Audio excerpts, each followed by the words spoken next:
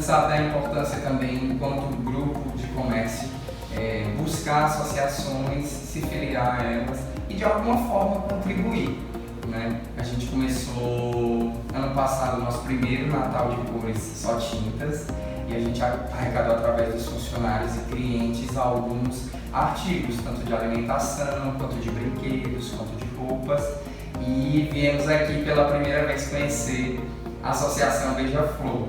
São muito bem-vindos, a gente sempre precisa de parceiros. A nossa associação, ela sobrevive de doações, de parcerias, e sem essa troca com o setor privado, a gente não teria como funcionar.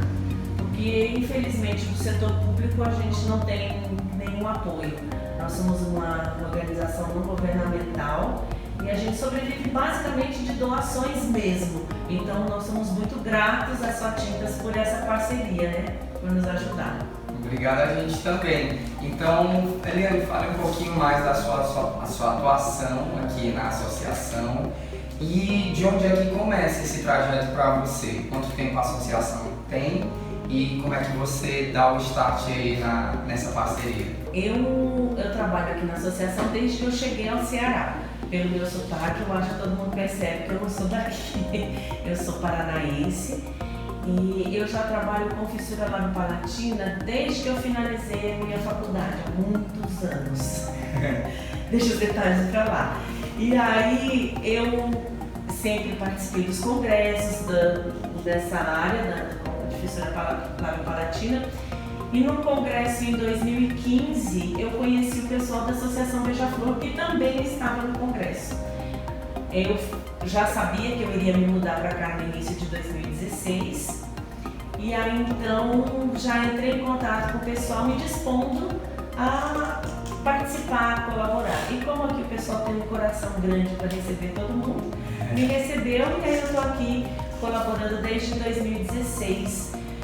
E a associação, ela já funciona há mais tempo. A associação, ela foi idealizada, o trabalho com fissurado aqui no Ceará, ele começou lá no Albert Sabin, só com as cirurgias.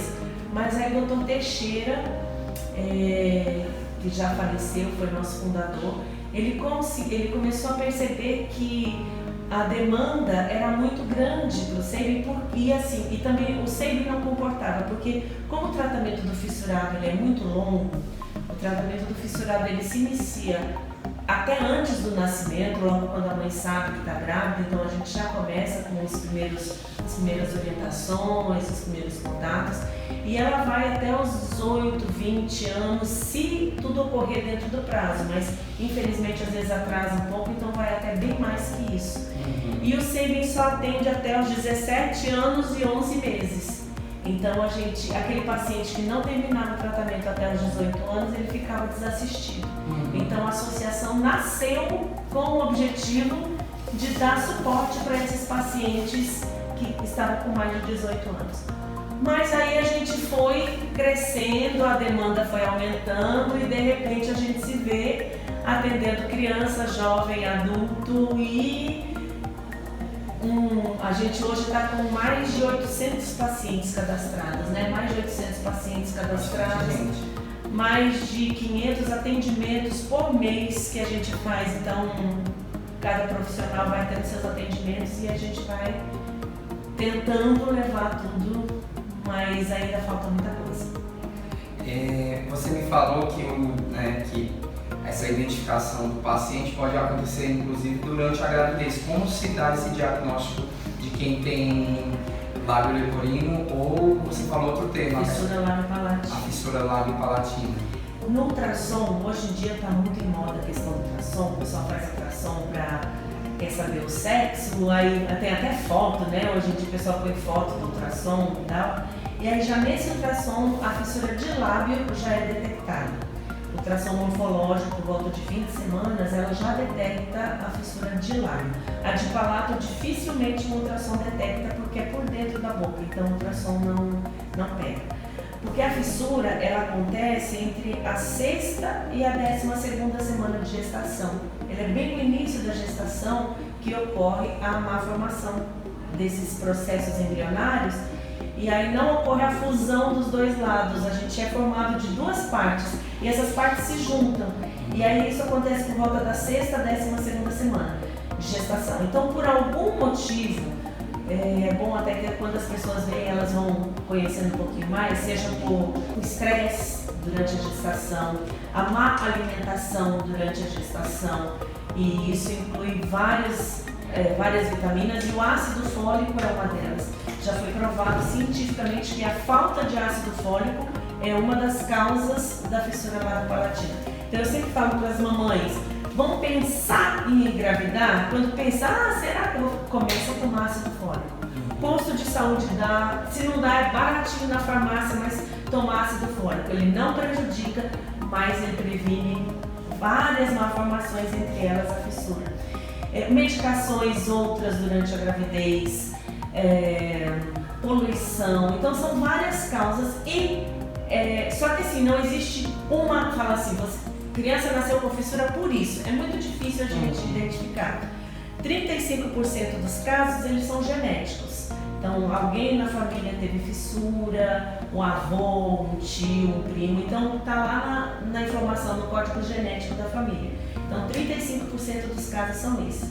65% são causas idiopáticas que a gente chama. Então são causas variadas que podem ser qualquer uma dessas que eu disse para você.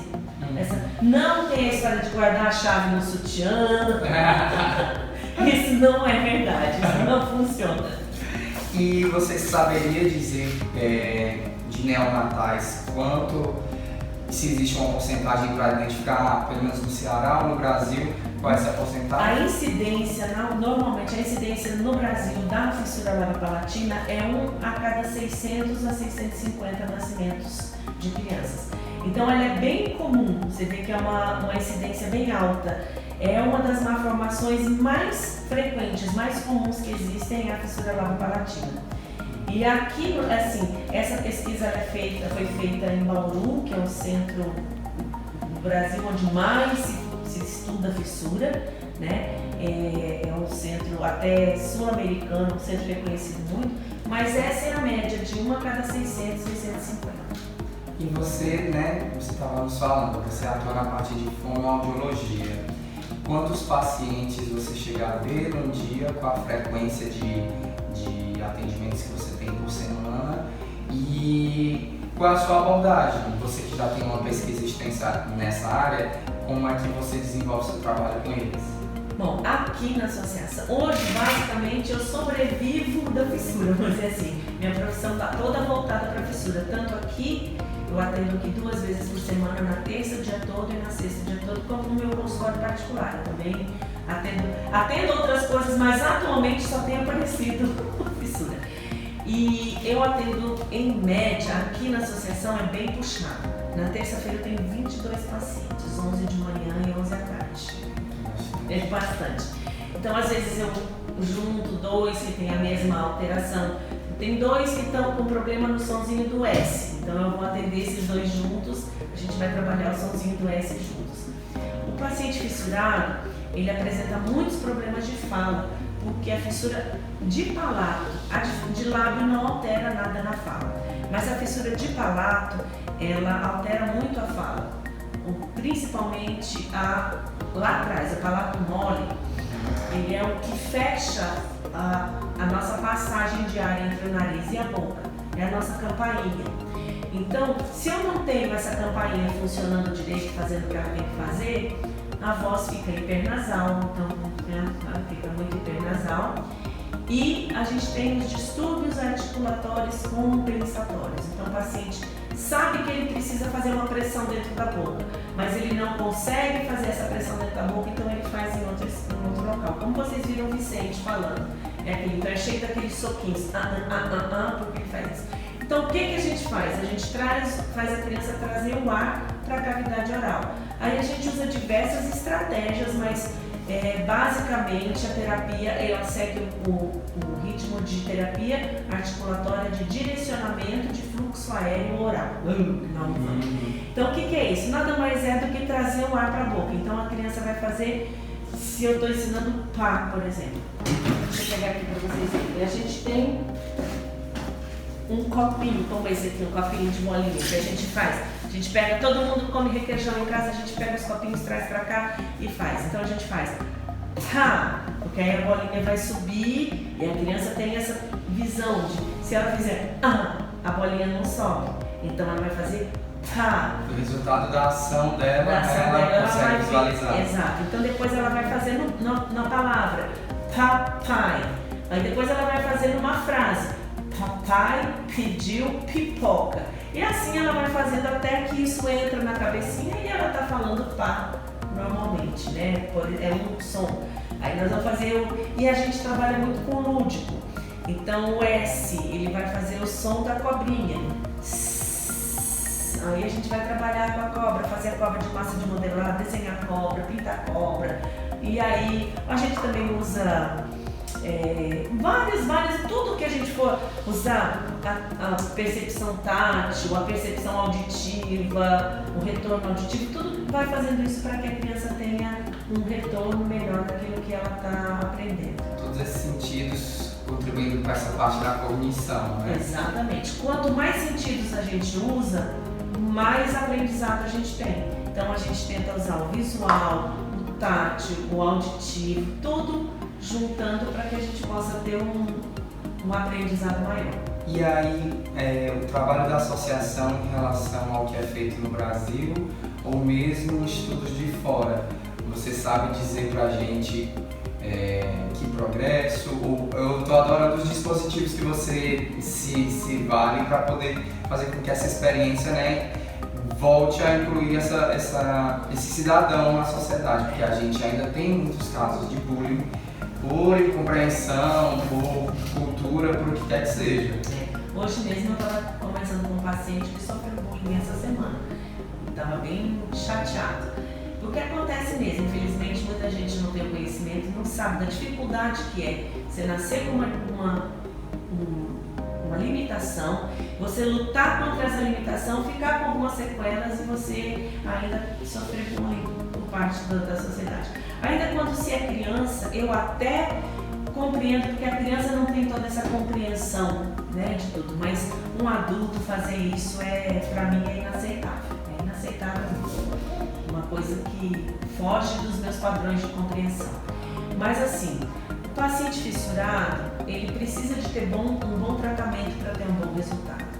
Então a gente costuma dizer que o problema não é nascer com fissura palatina, o problema é nascer pobre com fissura palatina. Porque quando você consegue fazer seu tratamento todinho dentro do prazo, então como eu disse, eu tenho isso nos pacientes particulares, a gente vê uma grande diferença. Embora o meu tratamento aqui seja o mesmo que eu faço lá, mas não é essa a questão é o tempo, a questão é a quantidade. Então normalmente eu atendo um paciente 2 horas por semana, 2 vezes por semana, 1 hora cada paciente. Aqui eu consigo atender 1 vez por semana, meia hora, porque a gente tem uma demanda muito grande. Então a gente não consegue ter o mesmo resultado, infelizmente. Por isso que a gente precisa de ajuda para a gente conseguir aumentar, e a gente não pode fazer mais do que isso, porque a gente também precisa sobreviver. O trabalho aqui na associação está muito ligado ao voluntariado, então a ajuda de custo é uma ajuda de custo mesmo para os profissionais que vêm aqui por amor. Então a gente precisa de mais políticas públicas, de mais ajuda para que a gente pudesse ter um resultado melhor. Um paciente fissurado, ele pode chegar a uma reabilitação total, desde que o seu tratamento seja todinho feito dentro do período do prazo estipulado. Então, a primeira cirurgia por volta dos 8 meses, a segunda cirurgia 1 ano e meio antes do desenvolvimento da fala, aí depois fazendo os outros, a fono acompanhando, os primeiros desenvolvimentos, os primeiros sinais, então já coloca com 2 anos na fono. Para você ter uma ideia, a nossa lista de espera na fono aqui tem mais de 50 crianças na lista esperando.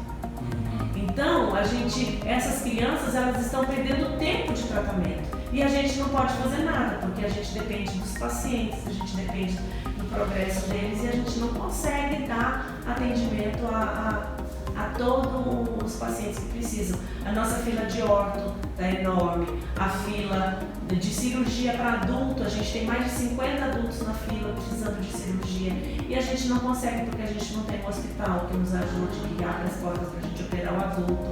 A gente tem pouco tempo cirúrgico no Albert Sabin, então a gente tem uma limitação de cirurgias. Então, infelizmente, a gente tem essa limitação na associação. Por isso é que atitudes como a de vocês, que vem ajudar a somar de qualquer jeito, então você pode pensar, minha ajuda é tão pequena, mas eu sempre digo assim, que uma ajuda pequena é como uma gotinha no oceano, ela pode ser só uma gotinha, mas sem essa gota o oceano ia ser menor. Então qualquer ajuda mesmo é muito bem-vinda na associação, porque a gente precisa de tudo. Então, hoje em dia nós temos ainda, graças a Deus, a gente conseguiu, através de parceria com alguns políticos, a gratuidade na passagem de transporte, porque até ano passado a gente tinha que dar o dinheiro para o paciente vir para o tratamento, porque senão ele não tinha como vir.